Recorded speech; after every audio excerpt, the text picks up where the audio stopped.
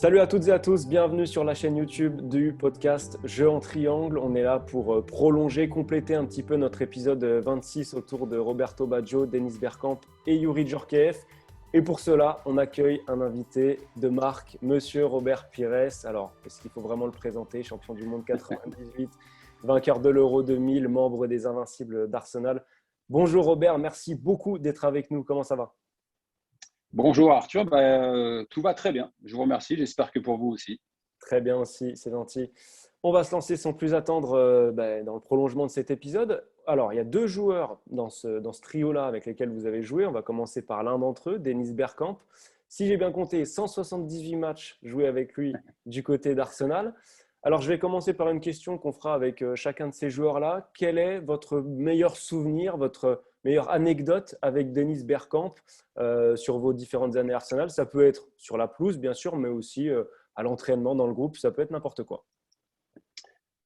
Disons que j'en ai beaucoup, des bons et des grands souvenirs avec Dennis Bergkamp, qui a, il faut le savoir, comme surnom El Maestro. Et je crois que quand on dit d'un joueur que c'est le maestro, ça veut dire bien évidemment beaucoup de choses.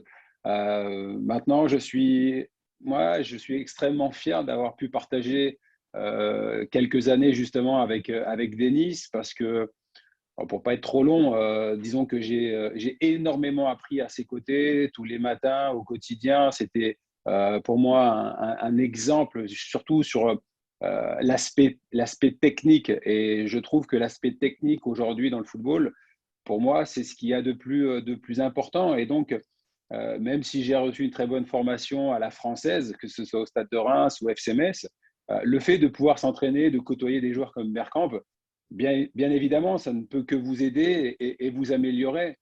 Après, je suis très content parce qu'en fait, je passe souvent à la télé grâce à Denis Bergkamp.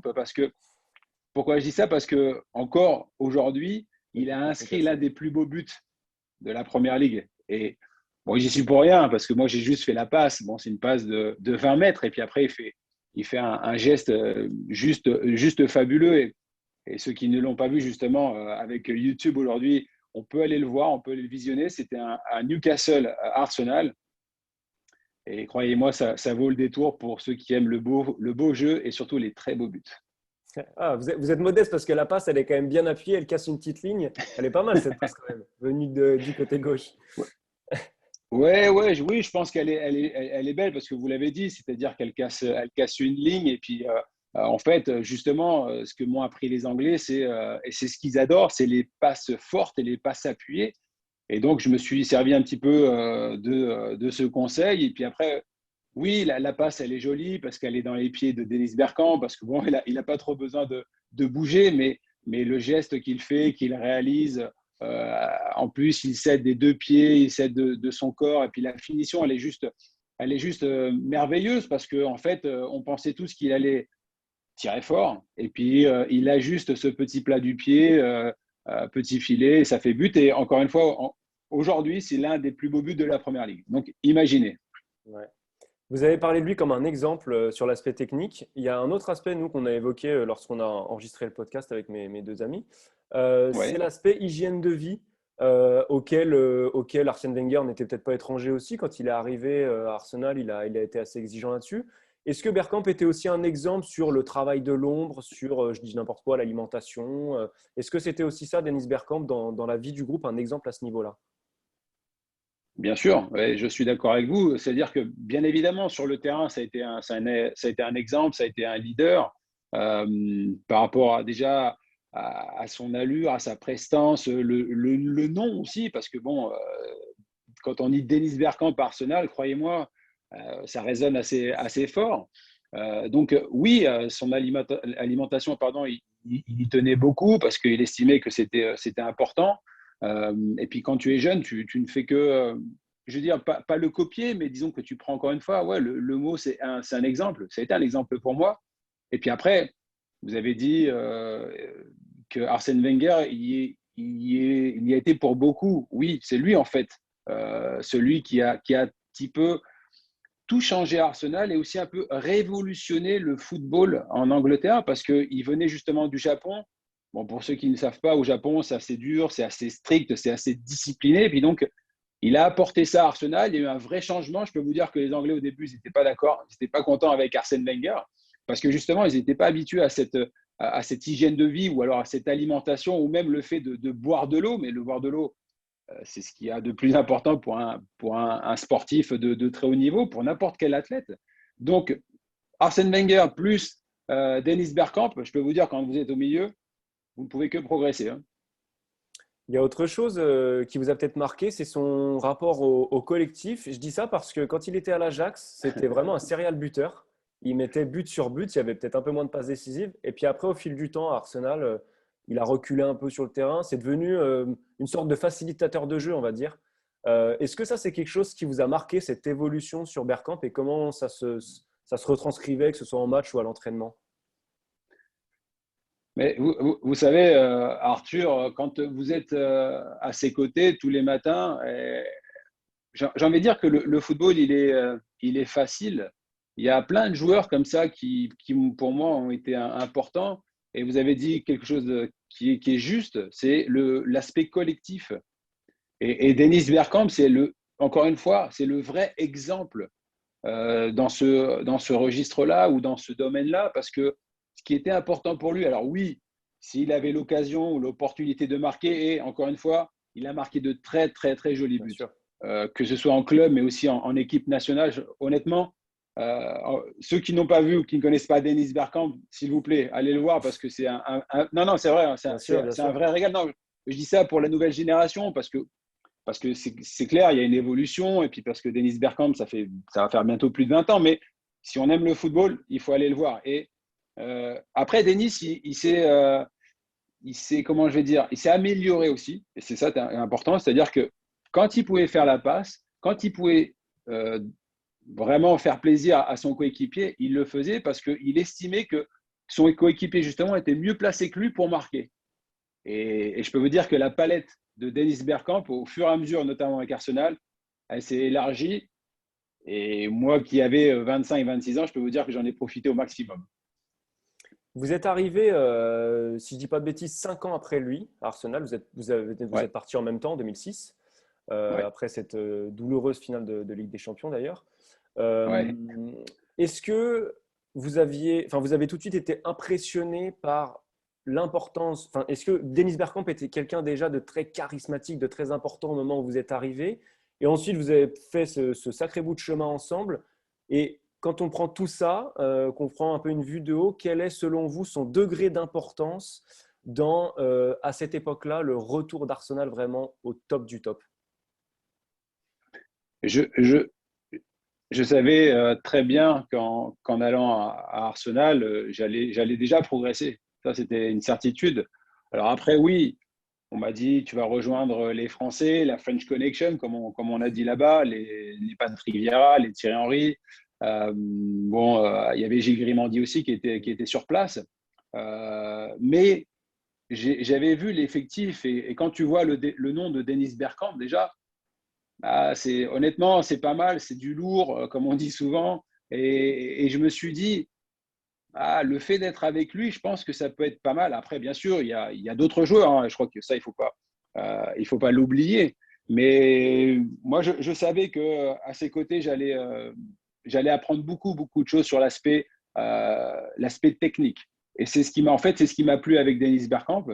Et puis après, c'est un leader. Hein. C'est un leader sur le terrain. Ça a été un leader en dehors parce qu'il avait des rapports très, très privilégiés avec Arsène Wenger.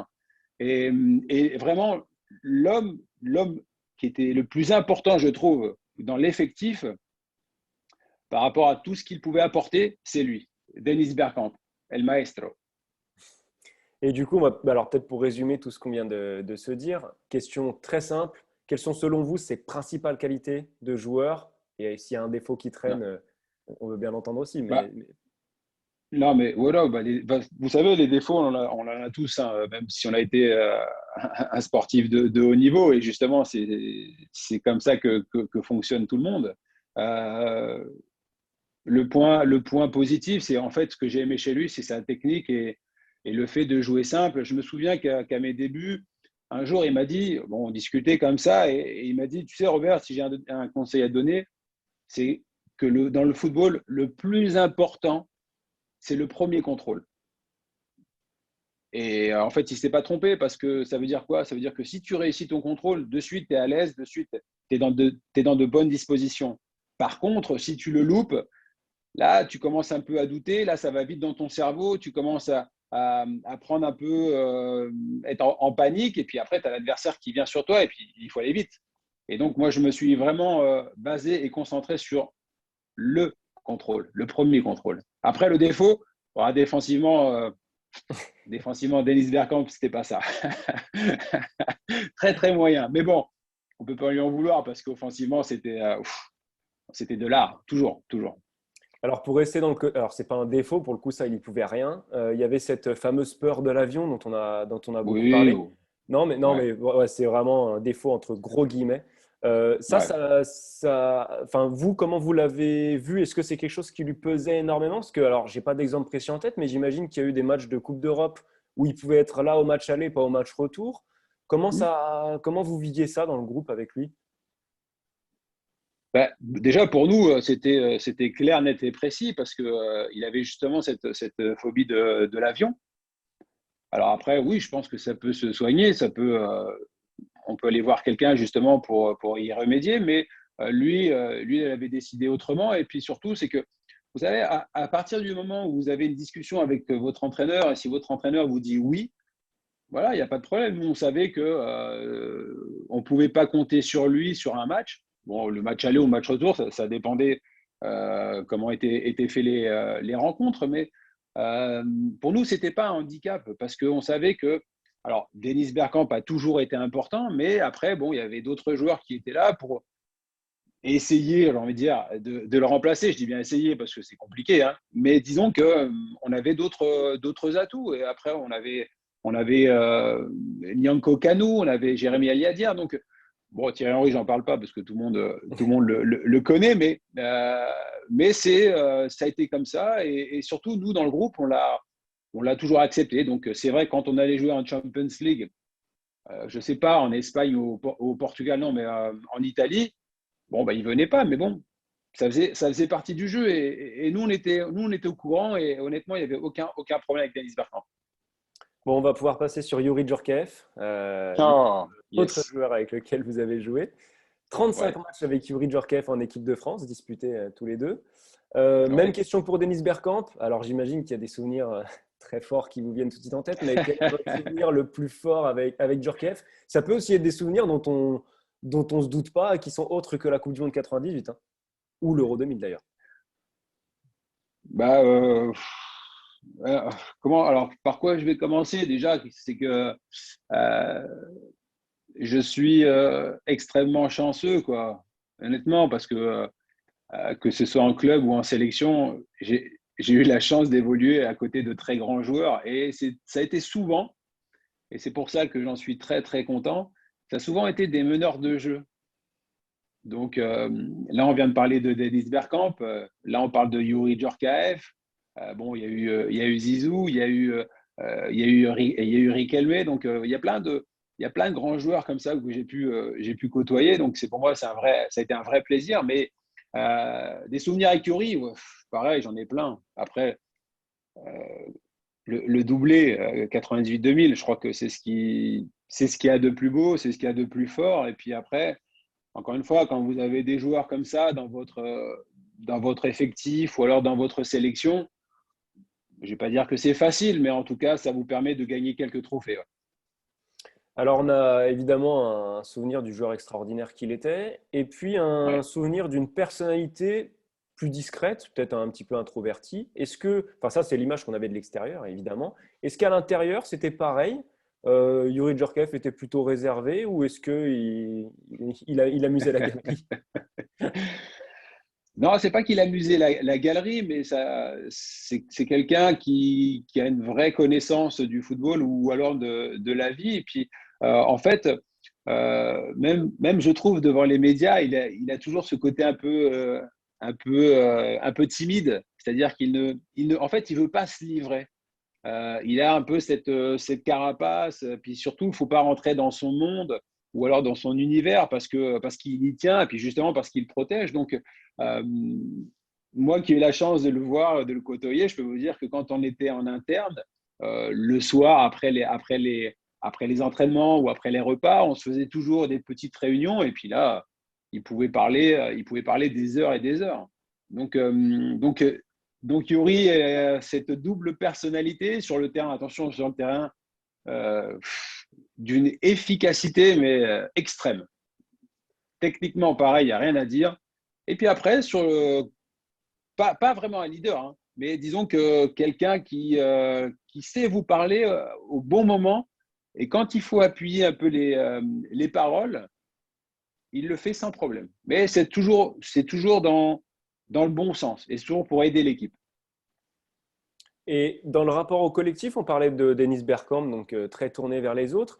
Djorkaeff, on avait peut-être une image, alors sans que ce soit péjoratif du tout, hein, ça peut être une qualité, de quelqu'un peut-être un tout petit peu plus individualiste par moment sur certaines séquences. Est-ce que c'est une Ouais. observation que vous partagez? Ouais. Bah oui, bien sûr, c'est une observation que je partage, mais attention, hein. Yuri, il le sait, hein. Donc, c'est pas, non, non, c'est pas un secret que je dévoile. Non, mais en fait, ça a été sa force à Yuri Djorkaeff. C'est-à-dire qu'il a toujours dit, je veux être le meilleur et je veux faire partie des meilleurs joueurs. Il n'y a aucun problème là-dessus. Et je trouve que c'est ouais, c'est un vrai, enfin, c'est une vraie qualité, quoi. Et après, à partir du moment où tu le sais, où il te le dit, bon, bah, après, il faut juste trouver comment je vais dire, juste trouver le bon équilibre sur le terrain. Mais tu peux rien reprocher à Yuri Djorkaeff parce que sur le terrain, il était, surtout pour les gardiens adverses, il était sans pitié. Ah ouais. Ouais, on Et a le puis bon, souvenir. bah, nous, Extraordinaire. ouais, non, mais bien sûr. Et puis quand toi, tu es derrière, tu es au milieu de terrain et que tu vois justement cette efficacité, bon, bah, tu comprends pourquoi il veut être le numéro un. Il n'y a pas de problème. Alors, il voulait être le numéro un. Alors, je ne sais pas s'il faut dire malheureusement ou heureusement, plutôt heureusement vu ce que vous avez gagné tous ensemble, mais il y avait Zinedine Ouais. Zidane qui prenait beaucoup de place évidemment à côté Oui, de lui. oui, Est-ce oui. que vous, c'est quelque chose, vous l'avez senti un petit peu bridé ou alors au contraire, ben, par exemple, le fait que Zinedine Zidane soit très libre sur le terrain, ça permettait à Yuri Djorkaeff d'être un peu plus proche de la cage, d'être dans un rôle qui finalement lui plaisait bien. Comment vous avez ressenti ça, vous? Bah, le ressenti que j'ai ou que j'ai eu, c'est que les deux pouvaient jouer ensemble. Au La contraire de preuve, tout ce qui s'est dit d'ailleurs, qu'ils étaient incompatibles, et au oui, contraire de ce qu'on pouvait oui, bah, entendre à la droite preuve, à on a gauche. gagné. Ouais, voilà. La preuve. Donc ça, c'est pour tous les vrais connaisseurs de football. Vous voyez ce que je veux dire? Il y en a quelques millions en France, mais c'est pas grave. Ça, c'est chacun, chacun a son avis, chacun dit ce qu'il veut. S'ils n'étaient pas compatibles, je peux vous dire qu'on n'aurait jamais été champion du monde ou alors on n'aurait jamais gagné le championnat d'Europe, justement de cette façon, en gagnant et en balayant les meilleures équipes en face de nous. Ça, c'est la parenthèse. Ce qu'il faut savoir, c'est que Yuri, non, mais c'est vrai. Ce qu'il faut savoir, c'est que Yuri Djorkaeff n'a jamais été jaloux de Zinedine Zidane parce que Zizou a pris beaucoup d'importance, a pris beaucoup de place, notamment avec ses deux buts en finale face au Brésil. Mais il a toujours été là dans le collectif. Alors, quand il fallait marquer des buts, il le faisait, il n'y a aucun problème. Yuri, encore une fois, il était très, très efficace. Mais avec Zizou, ça s'est toujours bien passé. Et là-dessus, enfin, moi, j'ai eu la chance de jouer 79 fois pour les Bleus. Entre les deux, ça s'est toujours bien passé. Et la preuve, encore une fois, Vous avez gagné. c'est qu'on a gagné. Et justement, en termes de relations techniques, pour des plus jeunes générations qui n'ont peut-être pas vu beaucoup de matchs des Ah deux en ouais. même temps, ça se passait bien tous les deux? Il y avait une vraie alchimie techniquement entre ces deux joueurs-là? Bah, ça s'est bien passé parce que, comme on dit souvent, ils respirent et ils jouent le même football. Un petit peu, mais encore une fois, c'est un peu la formation à la française qui a été bonne justement sur les deux, qui a été bonne aussi sur moi, sur Henri, sur Vira. Enfin, je pourrais tous les citer. Et c'est pour ça ils étaient en alchimie parce qu'ils sentaient ils sentaient les choses de la même manière. Et puis au final, quand on a deux joueurs techniques comme ça qui peuvent vous sortir de n'importe quelle situation sur une passe, sur un but, sur un coup franc, je peux vous dire que c'est une arme fabuleuse qui a pu gérer Aimé Jacquet et Roger Lemaire. Et alors, vous, à titre personnel, alors, on n'est pas là pour faire des jaloux, hein. À titre personnel, si vous deviez, entre Djorkaeff et Bergkamp, choisir le joueur avec lequel vous aviez le plus de facilité technique à échanger, ce serait lequel? Promis, on ne dira pas au deuxième. Non, non, c'est même pas ça. C'est que, alors, j'ai réfléchi. Euh, alors, c'est compliqué, hein. C'est très, très, très compliqué comme question.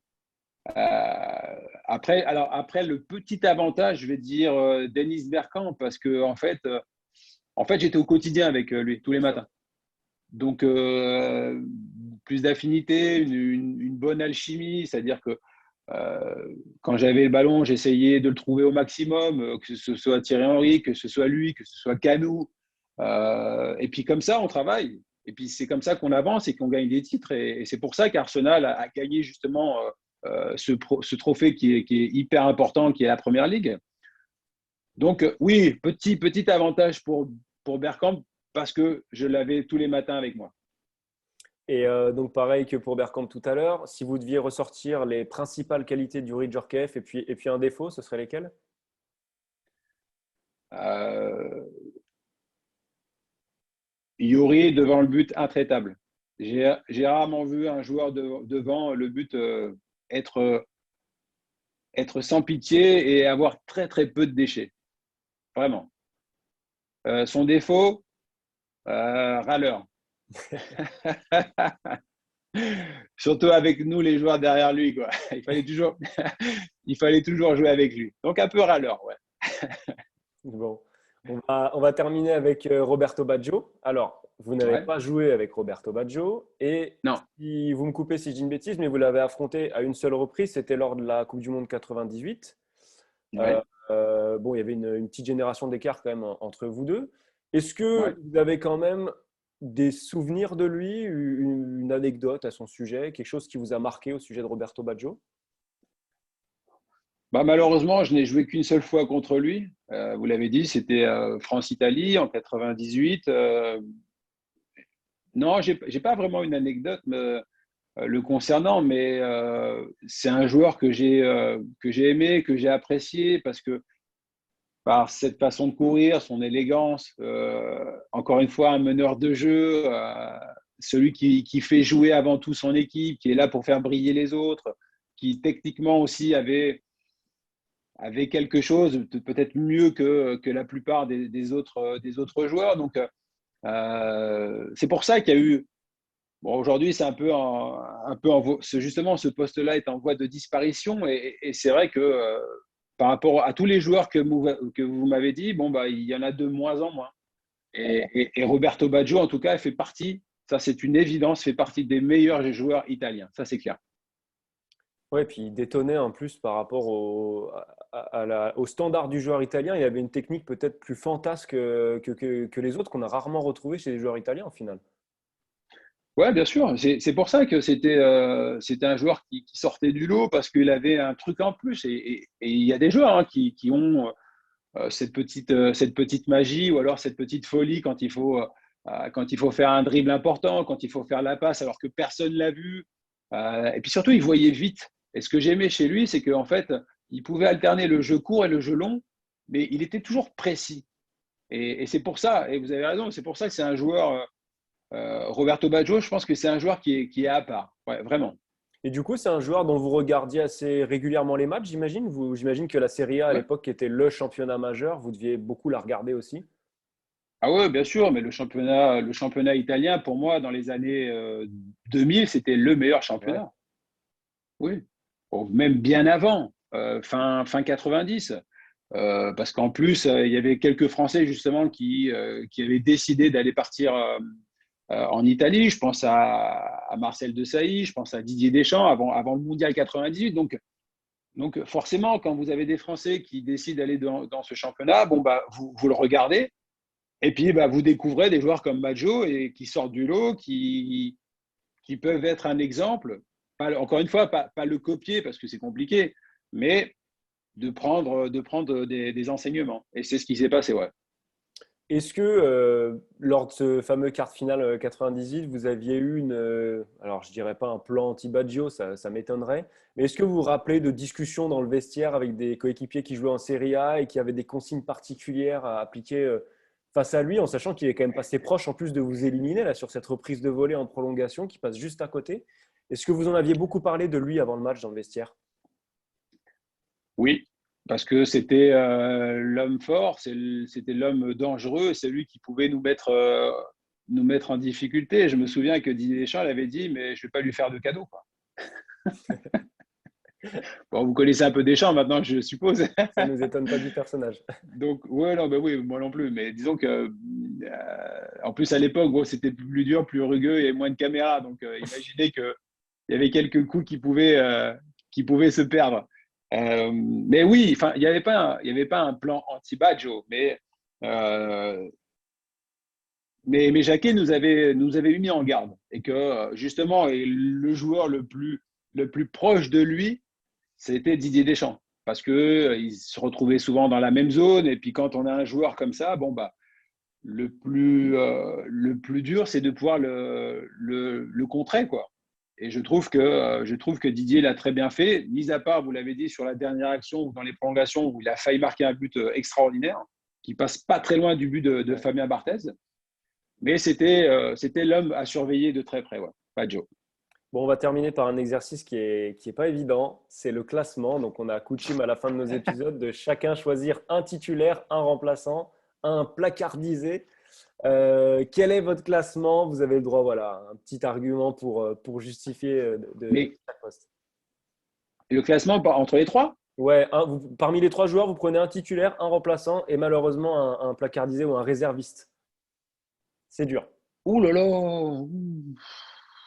Bah alors, oh, c'est chaud. Alors, vous m'avez dit un titulaire, un Ouais, remplaçant ouais. et un au placard. Et un joueur au placard, malheureusement. C'est un blasphème, hein, vu les Ouais. joueurs dont on parle, mais bon. Si vous êtes Bon, bah, coach, le joueur. Oh, putain, mais c'est pas un joli cadeau, ça, Arthur. Merci. ouais, ouais, mais bon, c'est le jeu, c'est le jeu. Comme quoi, pour l'instant, je ne vais pas être entraîneur parce que même ça, c'est compliqué.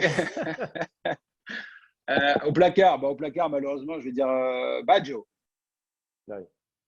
Ouais, parce que bon, j'ai pas joué avec lui. Mais encore une fois, ça reste, ouais, ça a été un très beau footballeur, ouais, très élégant. Euh, sur le banc, sur le banc, sur le banc, sur le banc. Oh. Dennis Bergkamp, parce que il prenait pas l'avion avec nous. Ah, vous avez trouvé des petites pirouettes pour vous en sortir. Ouais, entre les deux, c'est compliqué. Donc le titulaire, Youri Djorkaeff, parce qu'il nous a permis de sortir de situations un peu délicates et compliquées parfois en sélection. Et quand vous avez un joueur comme lui, bah, je peux vous dire que c'est un vrai régal et c'est un vrai privilège de pouvoir être à ses côtés. Bon, et ben en tout cas, ça a été un privilège aussi de vous avoir avec nous dans ce prolongement de notre épisode. Merci beaucoup, Robert Pires, d'avoir pris du temps avec nous. Merci Arthur, et puis à bientôt. Bah ouais, avec plaisir, avec grand plaisir. Bonne Ça continuation marche. et on se voit peut-être pour un prochain numéro. Merci beaucoup, Robert Pires. Quand vous voulez, à bientôt. À Ciao. bientôt. Au revoir. À bientôt.